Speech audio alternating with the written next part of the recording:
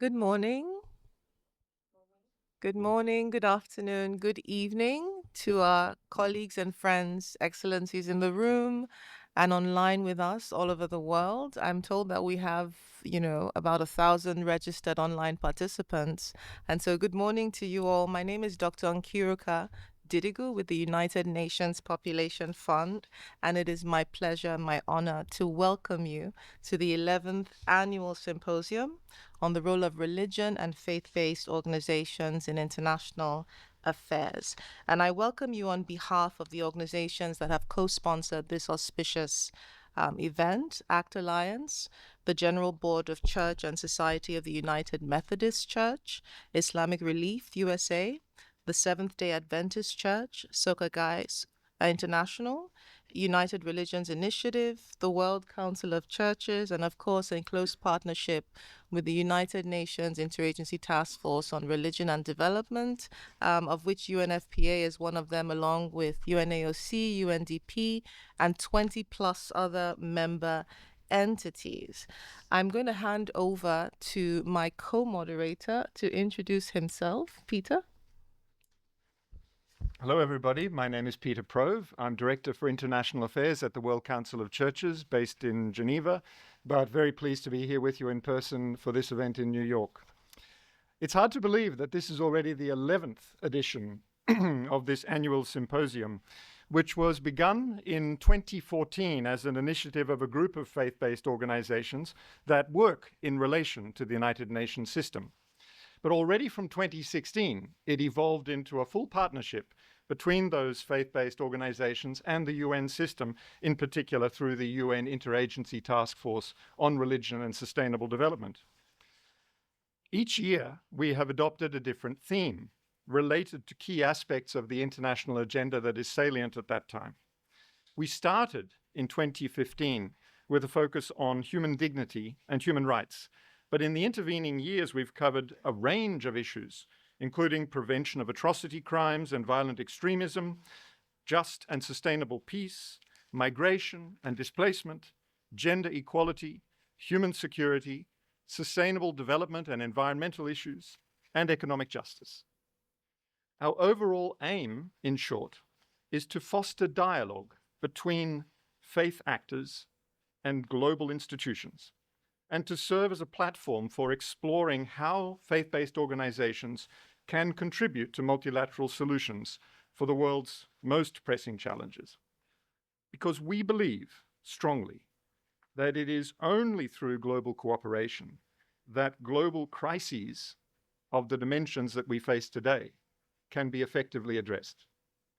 We believe, as a matter of faith, that all people have a common humanity and a shared responsibility for the world and for future generations of life on it.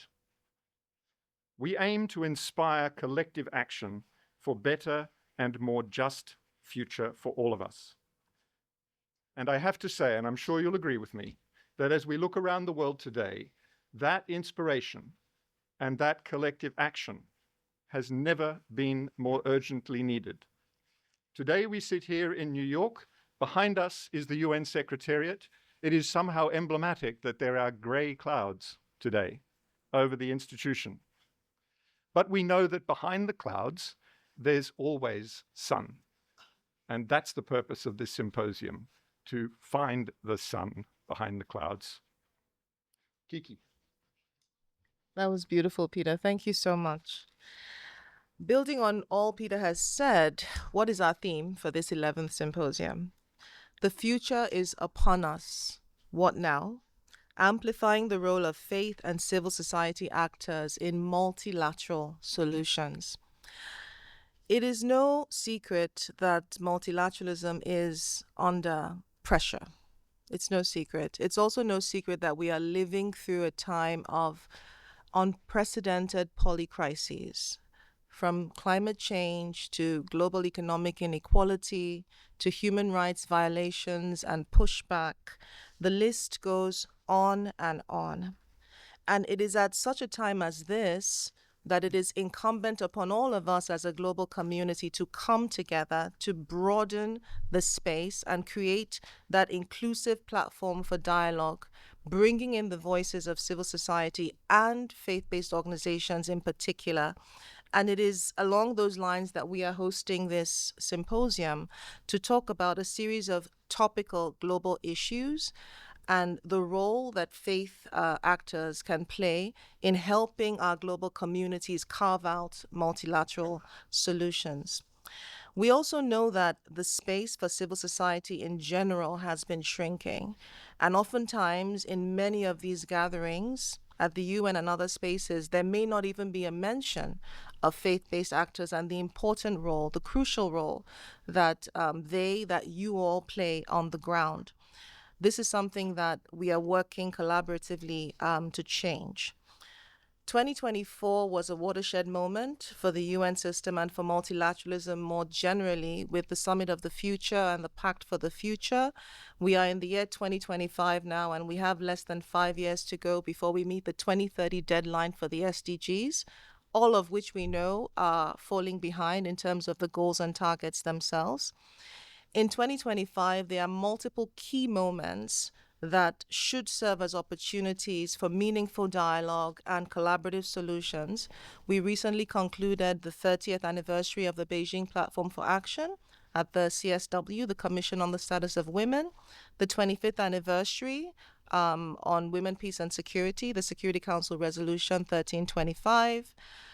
We have upcoming the FFD, the Financing for Development Conference in July, the World Summit on Information Society, the UN Ocean Conference, the COP30 in Brazil. So there are multiple events, occasions, spaces, multilateral platforms that require a change, a shift, more acceleration, more inclusion, and bringing in the voices, the diverse voices of civil society and faith actors in particular, to help us shape what these solutions ought to be, would be critical to our overall success.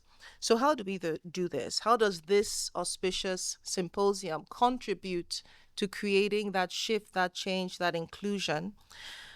This is a half day we have together where we're going to have, our high level opening, and then we move over to thematic panel discussions that will cover key topics such as gender, such as peace in the midst of conflict, the role of faith actors in multilateralism specifically, and artificial intelligence, right? Global governance, and where the role and the voices and the wisdom of faith actors can contribute to global digital governance. At the end of the day, we seek to achieve four main things. We want to showcase the engagement of faith actors, the current engagement of faith actors in key global issues.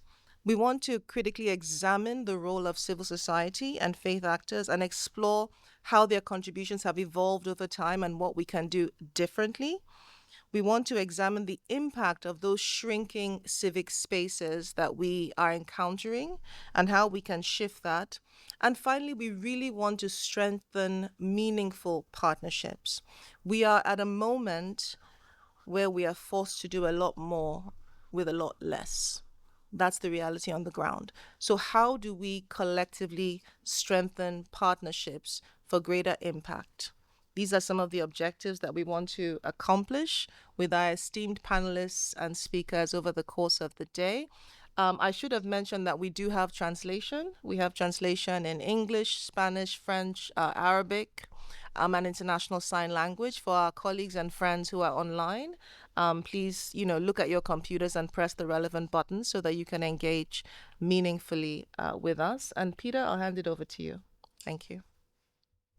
So just a couple of other quick housekeeping items before we move into the high-level welcome segment. First of all, this is a hybrid event, so we have a large number of participants online. They get the advantage of the simultaneous interpretation facility. You don't get it here in the room, but what you get in the room is coffee and tea and water at the back, which the online participants don't benefit from. So feel free to avail yourselves of that. For those online especially, there is a question and answer function, and we would like to gather up your comments and your questions. So please make use of that facility. That will be monitored, and to the extent that time permits, we will be presenting some of those questions in the forum here. There is lunch, a light lunch provided downstairs on the 7th level, courtesy of Levi Bautista's office, immediately after the session, when we conclude at around 1 o'clock.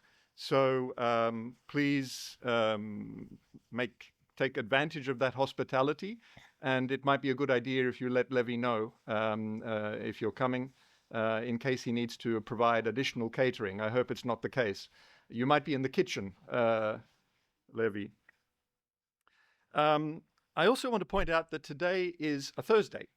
And as many of you who work in the ecumenical or in the interfaith environment will know, that many of us observe a weekly occasion, Thursdays in Black, which is an observance that is designed to commemorate and express solidarity with all victims of sexual and gender-based violence. And so on each Thursday, we invite people who are so inclined to wear black or dark colors.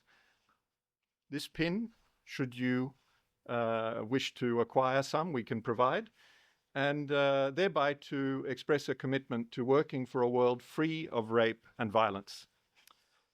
So I think that's it by way of housekeeping. And so Kiki and I can vacate the top table, and I'd like to invite all those speakers who are signed up to speak in the high-level welcome session to come to the table here, and Kiki and I will move over to that side.